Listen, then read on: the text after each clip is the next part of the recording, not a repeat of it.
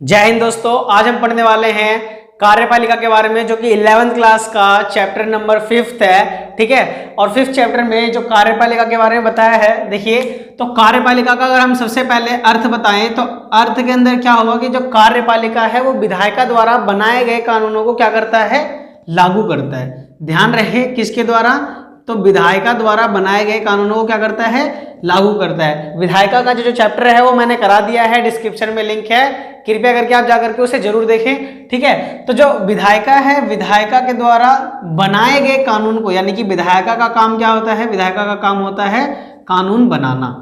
ठीक है, कानून बनाना यानी कि मेकिंग ऑफ लॉ। लेकिन कार्यपालिका का क्या काम होता है, कार्यपालिका का काम होता है लागू करना, यानी कि जो कार्यपालिका है वो क्या करेगा, कानून को लागू करेगा। ठीक है, ये है इसका अर्थ। और कार्यपालिका के अंदर सिर्फ मंत्री, मंत्री परिषद, प्रधानमंत्री, राष्ट्रपति सिर्फ यही शामिल नहीं होते, बल्कि पूरा का पूरा जो प्रशासनिक ढांचा है वो सारे के सारे कार्यपालिका में शामिल होते हैं। ठीक है, यानी कि जितने भी तुम पुलिस वाले से मिलते हो, ऑफिसर से मिलते हो, आईएएस, आईपीएस, ठीक है, ये सारे के सारे कार्यपालिका में आते हैं। और जितने भी मंत्री, नेता, प्रधानमंत्री, सीएम, पीएम जितने भी हैं वो सारे के सारे कार्यपालिका में। अब बोलोगे ये सब के सब कार्यपालिका में कैसे होंगे, तो ध्यान से देखो, जो कार्यपालिका होती है वो दो प्रकार की होती है। कितने प्रकार की होती है, दो प्रकार की होती है। एक तो होती है भाई साहब राजनीतिक कार्यपालिका। कौन सी कार्यपालिका, राजनीतिक कार्यपालिका। ठीक है, और दूसरी होती है, दूसरी कौन सी होती है, दूसरी होती है भाई साहब स्थायी कार्यपालिका। ठीक है, जिसको हम प्रशासनिक कार्यपालिका भी कहते हैं, यानी कि स्थायी कार्यपालिका। स्थायी कार्यपालिका, दो प्रकार की कार्यपालिका होता है। स्थायी कार्यपालिका को हम प्रशासनिक कार्यपालिका भी कहते हैं, प्रशासनिक कार्यपालिका कहते हैं, और राजनीतिक कार्यपालिका को अस्थायी कार्यपालिका कहते हैं, अस्थायी कार्यपालिका। इतनी बात क्लियर है। और इसी के अंदर जो स्थायी कार्यपालिका है, इसके अंदर सारा प्रशासन जो ढांचा है, जो पुलिस है, जो आईएएस हैं, आईपीएस हैं, जितने भी प्रकार के हैं सभी, जो कि अपने उत्तर के लिए किसको, अपने ऊपर के ऑफिसर्स को जवाब देते हैं, हमें जवाब नहीं देते। लेकिन जो राजनीतिक कार्यपालिका इसमें हमें जवाब दिया जाता है। अब देखो कैसे। ठीक है, सबसे पहले बात ये जानते हैं कि जो विधायिका के अंदर जो सदस्य होते हैं, इन्हीं के सदस्य से चुन करके कहाँ जाते हैं, कार्यपालिका में। यानी कि कार्यपालिका में जो सदस्य होते हैं, ठीक है, कौन से सदस्य, जो राजनीतिक सदस्य होते हैं वो कहाँ से चुन करके जाते हैं, विधायिका से चुन करके जाते हैं, कहाँ पे, कार्यपालिका में। लेकिन ठीक है, लेकिन जो स्थायी कार्यपालिका वाले हैं वो विधायिका से चुन करके नहीं आते, सिर्फ वही सदस्य आते हैं कार्यपालिका में विधायिका से चुन करके, जो कि राजनीतिक होते हैं, यानी कि जो चुनाव लड़ करके नेता बने हुए सिर्फ वही जाएंगे कहां पे, कार्यपालिका में। ओके, और जो कार्यपालिका है वो सामूहिक रूप से, किस रूप से, सामूहिक रूप से किसके प्रति, लोकसभा के प्रति जवाबदेह होता है। जवाबदेह मीन्स जवाब देता है, बार बार क्वेश्चन करते हैं कौन, विधायिका, और कार्यपालिका को जवाब देना पड़ता है। ठीक है, आगे हम बात करें तो देखो इसके अंदर डिफरेंट आता है, सिर्फ पूरे के पूरे 6 मार्क्स में क्वेश्चन क्या आता है डिफरेंट में, कि राजनीतिक कार्यपालिका और स्थायी कार्यपालिका, यानी कि स्थायी और अस्थायी कार्यपालिका में अंतर बताइए, या फिर राजनीतिक कार्यपालिका में और प्रशासनिक कार्यपालिका में डिफरेंट बताइए, ऐसा क्वेश्चन आता है। तो क्वेश्चन बहुत ही मतलब जो है आंसर इसका बहुत ही आसान है, कोई टेंशन लेने वाली बात नहीं है। और यहाँ पे देखो जो राजनीतिक कार्यपालिका है ये क्या होते हैं, ये भाई चुनाव के द्वारा आते हैं। किसके द्वारा आते हैं, चुनाव के द्वारा, चुनाव के द्वारा आते हैं। यानी कि चुनाव में वोट लड़ेगा, वोट मिलेगी, मतलब वोट जीतेगा, जीतने के बाद जीत गया, अब बन गया नेता, हो गया राजनीतिक कार्यपालिका। ठीक है, और इसके अंदर क्या होता है, अपने योग्यता के आधार पर आता है। किसके आधार पर आता है, योग्यता के आधार पर। यानी कि आपके अंदर योग्यता है तो आप प्रशासनिक सेवा बन सकते हो, पुलिस बन सकते हो, ठीक है, आईएएस बन सकते हो, आईपीएस बन सकते हो, बहुत सारी चीजें बन सकते हो। ठीक है, प्रशासनिक में। ठीक है, तो ये सारे के सारे आते हैं। इसके अंदर जो है वो पढ़ाई की योग्यता नहीं है, यानी कि शिक्षा निर्धारित नहीं है, शिक्षा निर्धारित नहीं है। अगर आप मुर्गी भी काट दो तब भी आप प्रधानमंत्री बन सकते हो। ठीक है, और यहाँ पे क्या, यहाँ पे योग्यता मतलब शिक्षा अनिवार्य है, शिक्षा अनिवार्य है। समझ आ रही है बात आपके लिए। जो स्थायी कार्यपालिका है उसके अंदर शिक्षा अनिवार्य है, चाहे आपको कुछ भी बनना हो प्रशासनिक कार्यपालिका में, आपको पढ़ाई करनी पड़ेगी, जो आप अभी पढ़ाई कर रहे हो। ठीक है, इसके अंदर जो राजनीतिक कार्यपालिका होते हैं, ठीक है, ये क्या होते हैं, जनता के प्रति उत्तरदायी होते हैं, जनता के प्रति उत्तरदायी होती है, ठीक है, उत्तरदायी होती है। और जो ये है, ये अपने ऊपर के जो ऑफिसर होते हैं, जो ऊपर के ऑफिसर होते हैं उनको जवाब देते हैं, ये जनता को जवाब नहीं देते। अब एक बात बताओ, पुलिस वाले अगर कोई केस सॉल्व नहीं कर रहा तो तुम जाकर के पूछोगे भाई हमारा से केस सॉल्व क्यों नहीं कर रहा, या फिर मेरे ताऊ का केस सॉल्व क्यों नहीं कर रहा, मारे कान पे भगा देगा अलग से, ठीक है, थाने में घुसने भी नहीं देगा अगली बार से, क्योंकि ये जो है ये अपने से ऊपर के जो ऑफिसर है ना उनको जवाब देंगे, ये आपको जवाब नहीं देंगे, क्योंकि इनको आप चुन करके भेजे नहीं हो। आपने किसको चुन करके भेजा है? आपने राजनीतिक कार्यपालिका के जो नेता है उसको चुन करके भेजा, आपने किसी पुलिस वाले को चुना। ये थोड़ी ना बोला कि भाई हमें ये वाला पुलिस वाला पसंद है, इसको पुलिस वाला बनाना है, जाओ बना दो इसको बड़ा ऑफिसर। समझ आ रही है बात, ठीक है। तो ये होते हैं स्थायी कार्यपालिका जिसमें पुलिस ऑफिसर वगैरह आते हैं, ठीक है।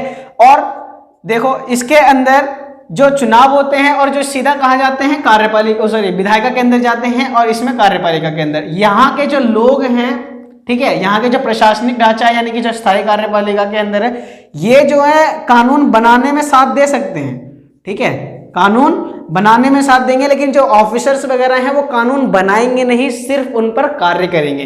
जो कानून विधायिका द्वारा बनाया जाएगा वही ये लोग क्या करेंगे? काम करेंगे, कि उन्हीं लॉ पे है क्या करना है? काम करना है।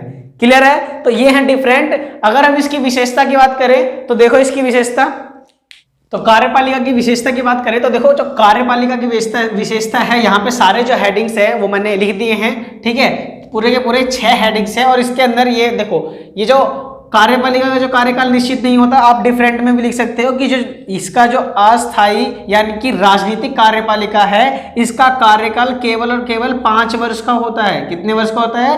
5 वर्ष का। और इसका क्या होता है? एक निश्चित काल के लिए होता है। इसके लिए निश्चित काल के अनुसार होता है, यानी कि 65 की एज तक आप काम कर सकते हो, उसके बाद आप क्या होते हो? रिटायर होते हो। रिटायर के बाद आपको पेंशन भी मिलती है, लेकिन इसके अंदर आपको पेंशन नहीं मिलेगी, ठीक है, क्योंकि चुन करके आए हो वैसे ही चले जाओगे, आपका कार्यकाल पूरा होगा आप चले जाओगे, क्योंकि हमारा जो देश है वो लोकतंत्र है। यदि आप अपने कार्य को सही ढंग से नहीं करोगे तो आप अपने पद से हटा दिए जाओगे, ठीक है। नेक्स्ट जो विशेषता है, विशेषता देखो तो सबसे पहले जो राज्य का जो अध्यक्ष होता है ना वो होता है राष्ट्रपति।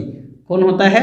राष्ट्रपति। ये होते हैं हमारे राज्य के अध्यक्ष, यानी कि जो हमारे राज्य यानी कि हमारा जो देश है उस देश का जो सबसे प्रथम व्यक्ति है वो जो हमारा राष्ट्रपति है वही कौन होगा? राज्य का अध्यक्ष होगा संवैधानिक रूप से। कौन से रूप से? संवैधानिक रूप से, यानी कि संविधान कहता है हमारा जो राज्य का यानी कि जो देश का प्रमुख व्यक्ति है वो कौन है? राष्ट्रपति है। लेकिन जो सभी शक्तियां हैं वो किसके पास होएगी? वो सारी शक्तियां होएगी प्रधानमंत्री के पास। किसके पास होएगी?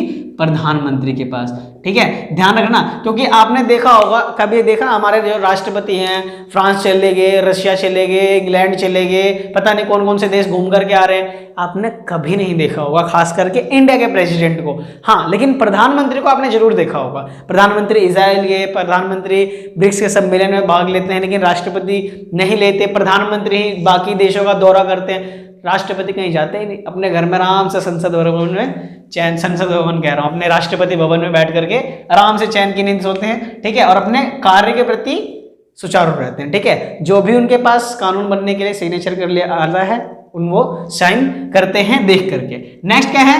नेक्स्ट पॉइंट है जो कार्यपालिका तथा विधायिका है उसमें क्या है? बहुत गहरा संबंध है। बहुत गहरा संबंध है। कैसे? अभी थोड़ी देर पहले बताया कि जब विधायिका है वो कार्यपालिका के सदस्य को चुन करके भेजता है, यानी कि जो कार्यपालिका के जो सदस्य हैं, कार्यपालिका के जो सदस्य हैं वो कहां से चुन करके आते हैं? विधायिका से चुन करके आते हैं। इसलिए कार्यपालिका और विधायिका में घनिष्ठ संबंध होता है। क्यों? क्योंकि विधायिका द्वारा बनाए गए कानूनों को लागू करता है कौन? कार्यपालिका, ठीक है, तो इसलिए और घनिष्ठ संबंध है। और बार बार जो विधायिका है वो क्वेश्चन पूछ करके कार्यपालिका पर नियंत्रण करके रखता है, ठीक है। नेक्स्ट पॉइंट की बात करें तो जो विधायिका है, विधायिका के प्रति क्या होता है? उत्तरदायी होता है। सेम वही पॉइंट आ गया। नेक्स्ट है कि कार्यकाल इसका निश्चित नहीं होता। कार्यकाल इसका निश्चित नहीं होता। ध्यान रहे, स्थायी कार्यपालिका के अंदर जो प्रशासनिक ढांचा है उसके अंदर कार्यकाल निश्चित होता है, लेकिन अस्थायी यानी कि राजनीतिक कार्यपालिका में उनका कार्यकाल निश्चित नहीं होता। वो 5 साल के लिए बनते हैं। यदि वो कुछ काम गलत करते हैं तो कार्यपालिका भंग भी हो सकती है। अगर अविश्वास प्रस्ताव पारित हो जाए संसद के थ्रू कार्यपालिका पे तो पूरी कार्यपालिका को अविश्वास मतलब पूरी कार्यपालिका को इस्तीफा देना पड़ता है अगर अविश्वास प्रस्ताव पारित हो जाए तो, ठीक है, तो ध्यान रहे, तो निश्चित कार्य नहीं होता। अगर विशेषता में क्वेश्चन आता है तो जब आप ये मत मतलब कंफ्यूज मत होना कि हमें स्थायी कार्यपालिका का लिखना है और अस्थायी कार्यपालिका का, ऐसा नहीं है। आप सीधा यही पॉइंट लिखना कि कार्यकाल निश्चित नहीं होता कार्यपालिका का, ठीक है। नेक्स्ट, मंत्रिमंडल के पास वास्तविक कार्य, मतलब मंत्रिमंडल ही वास्तविक कार्यपालिका होती है, ठीक है। और जब मंत्रिमंडल है वो वास्तविक कार्यपालिका कैसे होती है, क्योंकि जितने भी प्रकार के मंत्री हैं, शिक्षा मंत्री, स्वास्थ्य मंत्री, रेल मंत्री, जितने भी प्रकार के हैं वो सभी के सभी कार्य करते हैं अपने अपने क्षेत्र में। इसीलिए बोला गया है कि जो मंत्रिमंडल है वो वास्तविक कार्यपालिका यानी कि सच्ची मुच्ची कार्यपालिका है, ठीक है। और जो प्रधानमंत्री का नेतृत्व है ये तो बहुत ही महत्वपूर्ण है, क्योंकि प्रधानमंत्री के ही नेतृत्व से हमारे देश का यानी कि किसका, भारत का क्या होगा, विकास और प्रगति, ठीक है, विकास और प्रगति निर्धारित होगा हमारे प्रधानमंत्री के नेतृत्व। अगर नेतृत्व ही नहीं करेंगे प्रधानमंत्री तो कैसे चलेगा, कुछ चलेगा ही नहीं, फिर ये हमारा देश जो है वो आगे बढ़ेगा ही नहीं। समझ आ रही है बात। तो ये था हमारे कार्यपालिका की विशेषता। मिलते हैं नेक्स्ट वीडियो में एक नए टॉपिक के साथ, तो तब तक के लिए बाय।